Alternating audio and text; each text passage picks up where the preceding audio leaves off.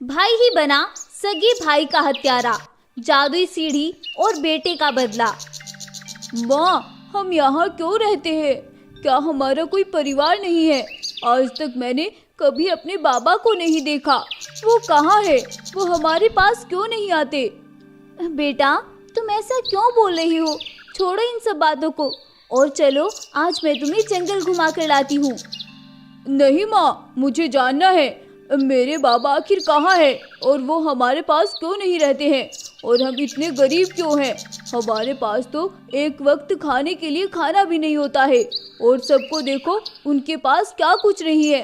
सब मजे से अपने परिवार के साथ रहते हैं और हम दोनों यहाँ पर अकेले रहते हैं। अब बेटा, आज से कुछ दिन पहले हमारे पास भी सब कुछ था, बल्कि इतना कुछ था कि पूरा जंगल तुम्हारे बाबा ने ही संभाला हुआ था और वो पूरे जंगल को चलाते थे। लेकिन ना जाने किसकी नज़र लग गई हमारे परिवार को, जो हमारा परिवार बिखर के रह गया। उस वक्त जंगल में तुम्हारे बाबा का राज था। तुम्हारे बाबा के 2 भाई थे जिनसे तुम्हारे बाबा बहुत मोहब्बत करते थे, लेकिन ये सब उन दोनों को शायद पसंद नहीं था। हर कोई अपनी परेशानी लेकर हमारे पास आता था। महाराज, मेरा बेटा बीमार है, कुछ मदद कीजिए महाराज। तुम घबराओ नहीं गाय बहन, मैं तुम्हें कुछ पैसा देता हूँ और जाओ अपने बेटे का इलाज कराओ। बहुत शुक्रिया महाराज, आप हमारे मसीहा हैं। बगदीरा शेर एक बहुत अच्छा राजा था और वो हमेशा जंगल के जानवरों की मदद किया करता था, लेकिन ये सब बातें उसके भाई वीरू और शेरा को पसंद नहीं था। वो हमेशा ही बगदीरा शेर की इन हरकतों से परेशान रहते थे और अपने भाई के पैसे पर ऐश किया करते थे। वीरू और शेरा पूरा दिन जंगल में आवारागर्दी करते और रात में शराब पीकर घर वापस आ जाते, लेकिन ये सब बातें बगदीरा को पसंद नहीं थी और वो हमेशा उन्हें समझाया करता कि वो ऐसा ना करे, लेकिन उन दोनों को बगदीरा का समझाना मजाक के जैसे लगता था। तुम मेरी बात समझते क्यों नहीं? मैं तुम्हारे अच्छे के लिए ही ये सब बोलता हूँ। इसमें तुम दोनों का ही फायदा है, मेरा क्या है? तुम दोनों अपनी जिंदगी को खत्म कर रहे हो। बगदीरा शेर अपने दोनों भाइयों को बहुत प्यार से ये सब समझाता है, लेकिन उन्हें कुछ भी समझ में नहीं आता है और वह उल्टा उसके दुश्मन बन जाते हैं। ये बगदीरा हमारे पिता का सारा खजाना ऐसे ही जंगल में बांट के खत्म कर देगा। जब तक हमारा वक्त आएगा ये सब कुछ खाली कर चुका होगा। हाँ भाई, तुम कह तो सही रहे हो, हमें कुछ करना होगा और जो भी करना होगा जल्द ही करना होगा, वरना हम बस हाथ मलते रह जाएंगे। अब वो दोनों भाई मिलकर एक प्लान बनाते हैं और उसी के मुताबिक वह बगदीरा से आकर बोलते हैं, भाई, पास वाले जंगल के राजा ने आपको बुलाया है, शायद उन्हें आपसे कोई जरूरी काम है। अच्छा, लेकिन वो तो कल ही मेरे पास आया था, उसने मुझे कल तो ऐसा कुछ नहीं बोला। भाई, जब कुछ अनहोनी आती है तो 1 सेकंड में आ जाती है। वो तो हमें रास्ते में आते हुए मिले थे और बहुत परेशान थे। वो तो आपके पास आ ही रहे थे, लेकिन जब हम उसे दिखे तो वो हमें ही बोलकर चले गए कि जल्दी से बगदीरा को मेरे जंगल भेज दो, जंगल में बहुत मुसीबत आई है। अच्छा, ये बात है, फिर मैं चलता हूँ, तुम यहाँ संभाल लेना और अपनी भाभी और रघु का भी ख्याल रखना। ठीक है भाई।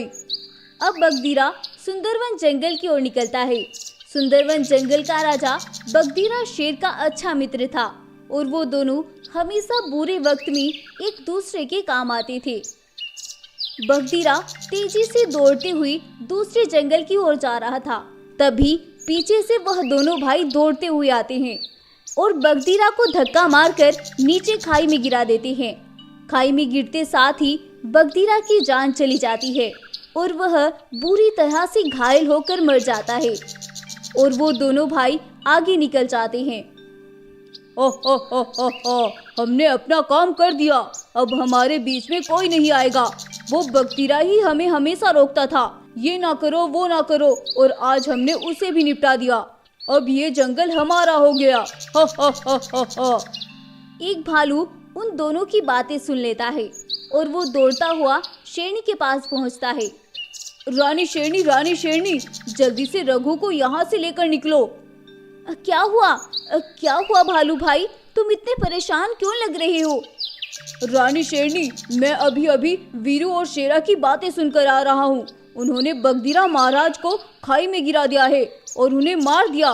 अब तुम्हारी जान को भी खतरा है और वो जरूर तुम्हें और रघु को भी मार देंगे। आप यहाँ से चली जाएं रानी शेरनी, प्लीज जल्दी करें, वो दोनों इधर ही आ रहे हैं। जब भालू ने मुझे ये बात आकर बताई, मैं तभी तुम्हें लेकर वहाँ से निकल गई थी और तुम्हें इस खंडर इलाके में ले आई थी और उन दोनों ने तुम्हारे पिता के जंगल पर कब्जा कर लिया था, लेकिन मैंने आज तक उस जंगल को पलट कर नहीं देखा। मुझे तो बस तुम्हारी फिक्र है, उन्हें तुम्हारा पता न चल जाए बस।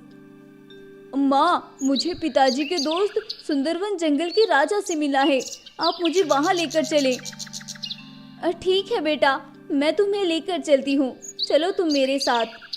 अब वो दोनों सुंदरवन जंगल की ओर निकलते हैं और कुछ दूर चलने पर वो वहाँ पहुँच जाते हैं। शेरनी और रघु को देखकर गब्बर शेर खुश हो जाता है। अरे, तुम इतने दिन से कहाँ थे? मुझे पता चला कि बगदीरा को उसी के भाइयों ने मार दिया, और वो इतने जालिम कैसे हो सकते हैं? अंकल, मुझे आपकी मदद की ज़रूरत है, क्या आप मेरी मदद कर सकते हैं? मुझे अपने पिता के कातिलों का बदला लेना है और उन दोनों को ख़त्म करना है।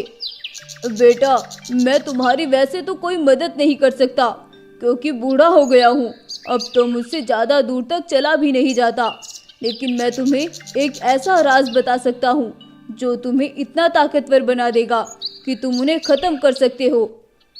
रंगीले तालाब के पास 2 जादुई सोने की सीढ़ी है, तुम वहाँ जाओ और उसे अपनी परेशानी बताओ, वहाँ से तुम्हें मदद ज़रूर मिलेगी। लेकिन ध्यान रहे, वहाँ 2 सीढ़ी है, एक नरक में ले जा सकती है और एक स्वर्ग में ले जा सकती है। ये तुम्हें मैं नहीं बता सकता कि कौन सी सीढ़ी नरक में जाएगी और कौन सी स्वर्ग में, ये सब तुम्हारे अच्छे कर्म ही पता कर सकते हैं। ये सुनकर रघु नीले तालाब की ओर निकलता है और वहां पहुंचकर रघु को एक बाघ जख्मी दिखाई देता है और सामने वो 2 जादुई सीढ़ी नजर आती है। लेकिन रघु उस बाघ को देखकर रुक जाता है और वह बोलता है, अरे बाघ अंकल, आपको क्या हो गया? आपको इतना जख्मी किसने किया? बेटा, तुम मुझे छोड़ो और देखो सामने 2 जादुई सीढ़ी है, तुम जो काम करने आए हो वो करके वापस लौट जाओ। नहीं बाघ अंकल, मैं आपको ऐसे नहीं छोड़ सकता। सालों पहले मेरे पिताजी भी ऐसे ही मर गए थे क्योंकि उनकी मदद करने के लिए उनके पास कोई भी नहीं था, लेकिन आपके पास मैं हूँ और मैं आपकी मदद ज़रूर करूँगा। अपना काम तो मैं बाद में भी कर लूँगा और आप मेरे साथ चले। रघु के ऐसा बोलते ही वह बाघ एक विशाल बाघ में बदल जाता है और वह रघु को भी बहुत सी शक्तियाँ देता है, जिन्हें पाकर रघु भी एक विशाल शेर बन जाता है। ये सब देखकर रघु बहुत खुश होता है और वह वापस गब्बर शेर के पास आता है और उसे आकर सारी बात बताता है। अब वह अपनी माँ को लेकर अपने बाबा के जंगल वापस आता है और वहाँ आकर वह वीरू और शेरा को अपने पिताजी की राजगद्दी पर खड़ा हुआ देखता है। ये सब देखकर उससे बिल्कुल भी बर्दाश्त नहीं होता है और वह बिना कुछ बोले ही उन दोनों को ख़त्म कर देता है और अपने पिताजी की राजगद्दी को फिर से उन जालिमों से आज़ाद करवा लेता है। अब जंगल के सभी जानवर बहुत खुश होते हैं और रघु भी बहुत खुश होता है क्योंकि उसे एक विशाल शरीर जो मिल गया था और उसके पिता का बदला भी पूरा हो गया था। अब शेरनी उस जंगल की राजगद्दी अपनी बेटी को ही सौंप देती है और जंगल फिर से खुशहाल हो जाता है और सभी अपने जंगल में फिर से खुशी खुशी रहने लगते हैं और ये कहानी यहीं पर ख़त्म हो जाती है।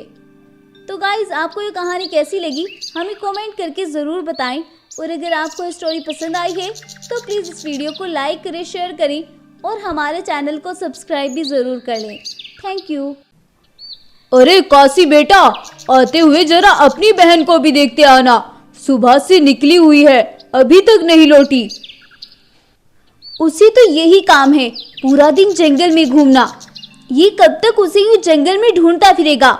उसे भी अपने काम है और वैसे भी वो काम से जा रहा है, थका हारा आएगा और फिर उसे ढूंढता फिरेगा। बेटा तुम वापस आ जाना, वो जब उसका मन करेगा आ जाएगी। नहीं माँ, आप ये कैसी बातें कर रही हैं? वो मेरी बहन है और मैं उसे लेकर ही वापस आऊंगा। आप फिक्र ना करें पिताजी, मैं उसे लेकर आऊंगा। काशी ये सब बोलकर वहां से चला जाता है।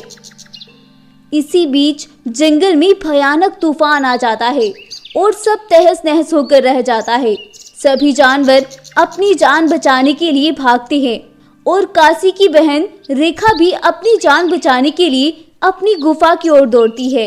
तभी उसकी नज़र एक पेड़ के नीचे दबे हुए अपने भाई काशी पर पड़ती है और वह ये सब देखकर घबरा जाती है और वह चिल्लाने लगती है, अब बचाओ, कोई मेरे भाई को बचाओ, अब बचाओ, कोई मेरे भाई को बचाओ।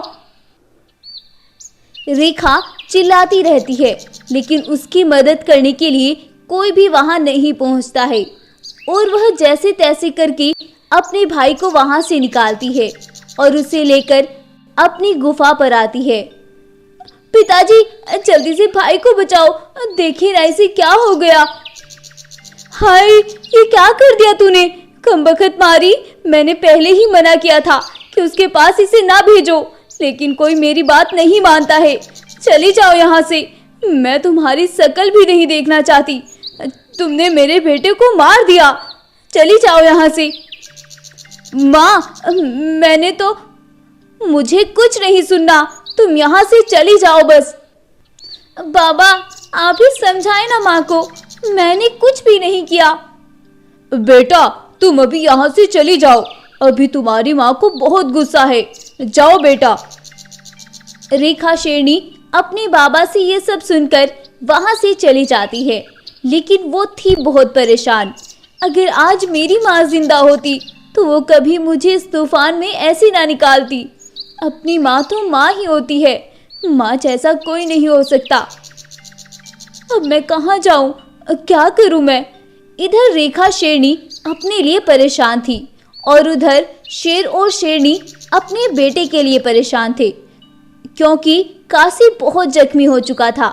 अब तो जंगल में बारिश भी शुरू हो जाती है और भालू हकीम काशी का इलाज कर रहा होता है। घंटों बीत जाती हैं और रेखा शेरनी जब बढ़ती बारिश को देखती है तो वह एक खंडर गुफा के अंदर शरण लेती है और रोते हुए बोलती है, क्या करूं मैं?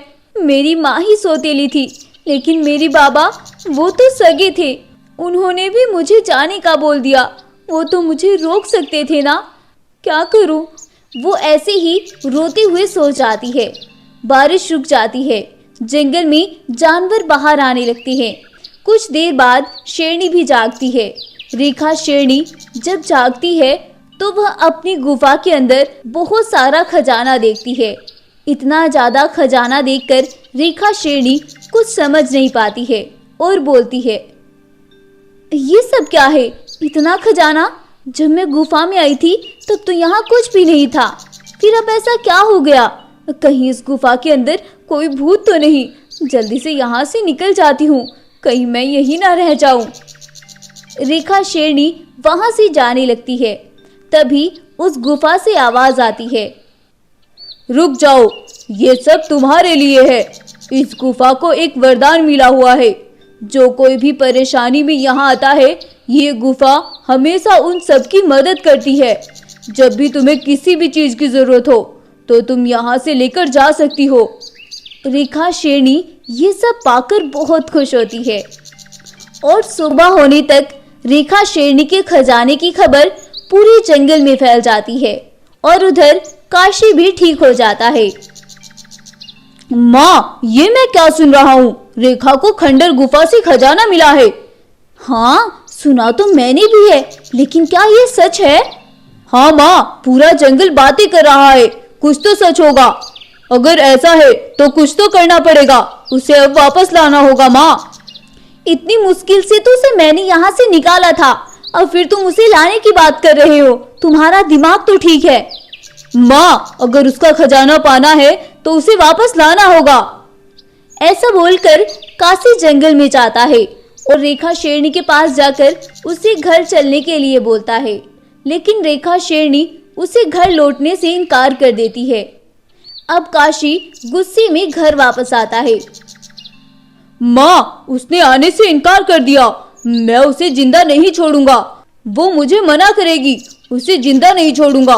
उसे शायद पता नहीं है उसके साथ मैं क्या कर सकता हूँ। ये सब बोलकर काशी गुस्से में फिर से उसकी गुफा की ओर दौड़ता है और शेरनी उसके पीछे पीछे दौड़ती है। लेकिन जब तक शेरनी वहां पहुंचती है, काशी रेखा को मार चुका होता है। ये तुमने क्या कर दिया? अगर तुम्हारे बाबा को पता चल गया, वो तो हम दोनों को मार डालेंगे। ये तुमने क्या कर दिया? चलो जल्दी यहाँ से भागो। रेखा शेरनी के मरने की खबर जंगल में फैलती है और वहां भीड़ इकट्ठी होने लगती है। तभी गब्बर शेर भी वहां पहुंचता है और जब वह अपनी बेटी को मरा हुआ देखता है तो बहुत परेशान हो जाता है। ये मैंने क्या कर दिया? मेरा तो कोई दुश्मन भी नहीं है। फिर ये सब मेरी बेटी के साथ किसने किया? मैं उसे जिंदा नहीं छोड़ूंगा। शेर की बात सुनकर भीड़ से एक गाय बोलती है, मार सकते हैं अपने दुश्मन को। आपके पास इतना हौसला नहीं है। आपने बेटे के लिए बेटी को पराया कर दिया था, लेकिन फिर उसकी एक बार भी खबर नहीं ली। मैंने आज तक कभी अपने दुश्मन को नहीं बख्शा। उसका अंजाम हमेशा मौत रहा है। और गाय, ये तुम अच्छे से जानती हो। तो फिर जाइए, मारिए अपने बेटे को और पत्नी को भी। वो ही दोनों ये सब करके गई हैं। और जाओ, उनसे पूछ लो जाकर कि ये सब किसने किया है। ये सुनकर शेर घबरा जाता है। उसे यकीन ही नहीं आता है कि उसकी पत्नी और बेटा ये सब कर सकता है। और वह अपनी गुफा में वापस आता है और बोलता है, क्या करके आए हो तुम दोनों जंगल में? शेर को इतने गुस्से में देखकर और उसके ये पूछने पर काशी डर जाता है और वह घबराहट में सब कुछ सच बोल देता है। बाबा, मैंने कुछ नहीं किया। वो तो मुझसे गुस्से में हो गया। मैं उसे वापस लाने गया था और उसने मेरे साथ आने से इनकार कर दिया, इसीलिए मुझे गुस्सा आ गया था। अच्छा, चलो फिर गुस्से में मुझे भी मारो और अपनी माँ को भी मारो। बाबा, ये आप क्या बोल रहे हैं? मैं आपको और माँ को कैसे मार सकता हूँ? क्यों नहीं मार सकते? या फिर मेरी बेटी से ही नफरत निकालने के लिए तुम दोनों ये कर सकते हो? उसने क्या मांगा था तुम दोनों से? वो तो यहाँ से चली गई थी और मैंने भी इसीलिए जाने का बोल दिया था, क्योंकि मुझे डर था कि एक ना एक दिन ये होना है। और तुमने फिर भी वही सब कर दिखाया। अब गब्बर शेर अपने बेटे को खूब मारता है और उसी सजा के तौर पर उन दोनों माँ बेटों को वहां से चलता फिरता है। मैं इतना बेरहम नहीं हो सकता कि अपने ही खून का कत्ल कर दूं। इसीलिए चुपचाप इस जंगल से चले जाओ और कभी लौट कर मत आना। अब वो दोनों माँ बेटे वहां से चले जाते हैं और शेर अपने किए पर पछताता रह जाता है कि शायद अगर वो अपनी बेटी को यहाँ से ना भेजता तो उसके साथ ये सब ना होता। अब लकीर को पीटने से क्या फायदा, क्योंकि सांप तो निकल चुका था। तो गाइज, आपको ये कहानी कैसी लगी हमें कमेंट करके ज़रूर बताएं। और अगर आपको ये स्टोरी पसंद आई है तो प्लीज़ इस वीडियो को लाइक करें, शेयर करें और हमारे चैनल को सब्सक्राइब भी ज़रूर कर लें। Thank you. अरे धानी भाई, तुम्हें पता है कल जंगल में क्या हुआ? नहीं भाई, मैं तो परसों से पिताजी के काम से हल्द्वानी जंगल गया हुआ था। आखिर क्या हो गया था कल? भाई, कल तो हम सभी बाल बाल बच गए। कल ना जाने किसने जंगल में धमाके किए और एक के बाद एक पूरे दिन धमाके होते रहे। वो तो हमने जंगल के जानवरों को सुरक्षित जगह पहुंचा दिया था, फिर भी कई सारे जानवर मारे गए और बहुत से जानवर घायल भी हो गए। ये क्या बोल रहे हो तुम? ऐसा किसने किया? क्या कुछ पता नहीं लगा कि ये सब किसने किया? नहीं भाई, अभी तक तो कुछ पता नहीं लग सका, लेकिन हम सभी लगे हुए हैं कि जल्द से जल्द पता लगा सके ताकि दुश्मन और वार न कर सके। भाई, फिर तो जंगल का बहुत नुकसान हो गया होगा। हाँ भाई, हुआ तो है, लेकिन फिर भी सब कुछ ठीक है, वरना कल तो कुछ भी हो सकता था। चलो फिर जल्दी करो, जल्दी से जंगल चलते हैं। नहीं भाई, जंगल में तो कोई भी नहीं है। सभी जानवर पहाड़ी पर सुरक्षित हैं और हम भी वहीं जा रहे हैं। इसीलिए बब्बर शेर महाराज ने मुझे भेजा है तुम्हें लाने के लिए। कहीं तुम जंगल में ना चले जाओ। लेकिन अब ऐसा क्यों? सब वहां क्यों है? क्योंकि भाई दुश्मनों ने हमारे जंगल पर कब्जा कर लिया है। क्या? ये क्या बोल रहे हो तुम? हाँ भाई, मैं सही बोल रहा हूँ। तुम क्या निकले जंगल से? उन्होंने तो जंगल में तहस नहस कर दिया। वो दोनों ऐसी बातें करते हुए पहाड़ी पर पहुंचते हैं और धानी शेर अपने बाबा के पास जाता है।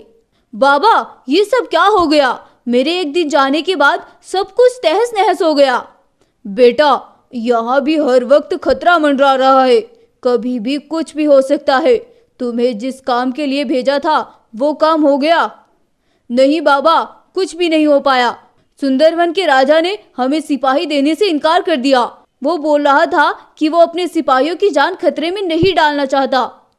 फिर अब क्या होगा? जंगल के जानवर भूखे मर रहे हैं, आसपास से कहीं से भी कोई मदद नहीं आ रही है और जालिम हमारे ऊपर सेना ताने खड़ा है।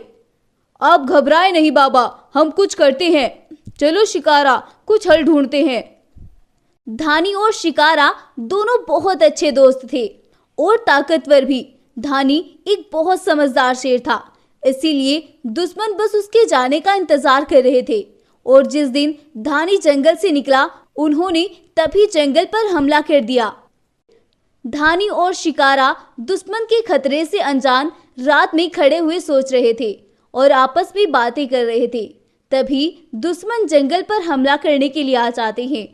अरे धानी भाई, वो देखो दुश्मन इधर ही आ रहे हैं। हमें जल्द से कुछ करना होगा, ये कभी भी यहाँ धमाके कर सकते हैं।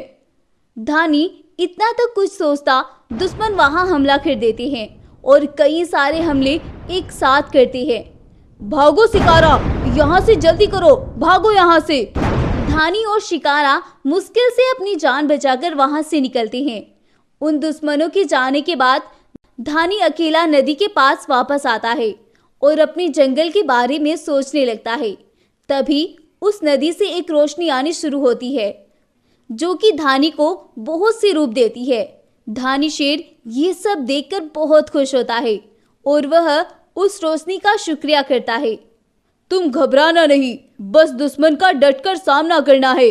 अब वो तुम्हारा कुछ भी नहीं बिगाड़ पाएगा। अब धानी शेर शिकारा के पास आता है और शिकारा को सारी बात बताता है। शिकारा भी ये सब सुनकर खुश होता है।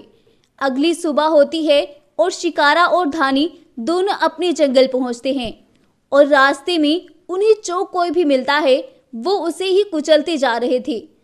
अब हम इन्हें नहीं छोड़ेंगे। इन्होंने अपने हित के लिए बहुत से मासूमों की जान ली है। अब इनका वक्त बहुत करीब आ गया है। धानी को देखकर दुश्मन का सरदार कांचा शेर उनका रास्ता रोक लेता है और बोलता है, तुम्हें अभी भी शर्म नहीं आई? आज फिर तुम मेरे इलाके में मरने के लिए चले आए। मैंने तुम्हें इससे पहले भी चेतावनी दी थी कि जंगल खाली कर दो, लेकिन तुमने मेरी बात नहीं मानी थी और उसका अंजाम तुमने देख ही लिया है। और आज फिर तुम खुद मौत के मुंह में चले आए। अब तुम हमारा कुछ नहीं बिगाड़ सकते जालिम शेर। अब मेरे पास इतनी ताकत है कि मैं तुम सभी को कुचल सकता हूँ। अबे चल जा, आसपास के जंगल वासियों ने तो तेरी मदद नहीं की। तू कुत्ते की तरह भटक रहा था, कभी इसके पास और कभी उसके पास। अब तू अकेला मेरा क्या ही बिगाड़ लेगा। कांचा शेर अपनी ताकत में चूर था और धानी शेर इसी का फायदा उठाकर अपने शरीर से काफी सारे शेर बाहर निकालता है और वह सभी मिलकर एक एक करके उन सभी जालिमों को मार डालते हैं। और धानी कांचा को कैद कर लेता है और बोलता है, जाओ शिकारा, सभी जंगल वासियों को ये खबर दो कि खतरा टल चुका है और सभी जंगल वापस आ जाओ। शिकारा जल्दी से जाता है और सभी जानवरों को वहां बुलाकर लेकर आता है। और जंगल के सभी जानवर जब कांचा को कैद देखते हैं और उसके सभी सिपाहियों को मरा हुआ देखते हैं तो बहुत खुश होते हैं और उन्हें अब धानी पर और भी ज्यादा फक्र होने लगा था।